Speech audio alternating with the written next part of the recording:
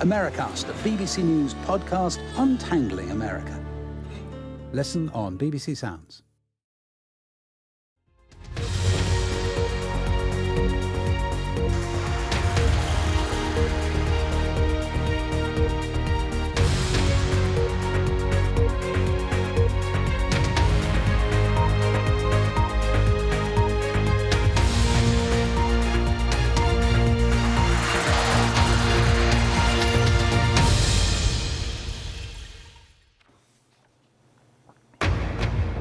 At 10, the Ukrainian army strengthens its grip on Russian territory after its daring assault across the border.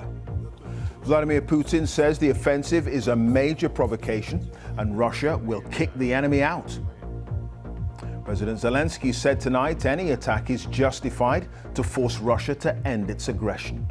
Also on the program, wildfires ravage parts of Greece, devastating villages and reaching the suburbs of Athens. The BBC learns there were warnings about Valdo Calocane's mental illness years before he fatally stabbed 3 people in Nottingham.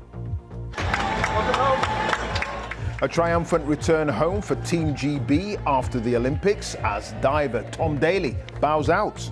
It's always hard when you say goodbye to your sport, so I lots of things to process, but I think it's the right time. And remarkable news from Mars, with new data suggesting there's liquid water in its outer crust. And stay with us here on BBC News for continuing coverage and analysis from our team of correspondents in the UK and around the world.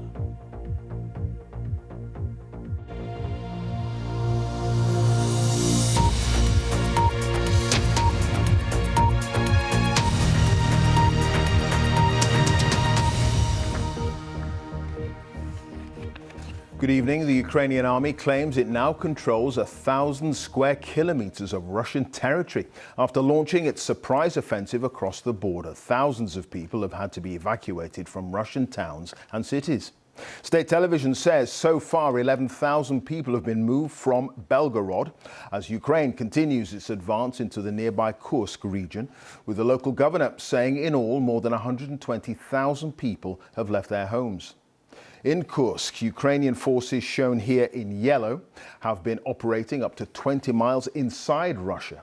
Kyiv's plan seems to be to draw Russian forces away from the front line in Ukraine, shown here in red, where Moscow has been making slow but steady gains. Today, President Putin vowed to kick Ukraine out of Russia. And Steve Rosenberg has the latest.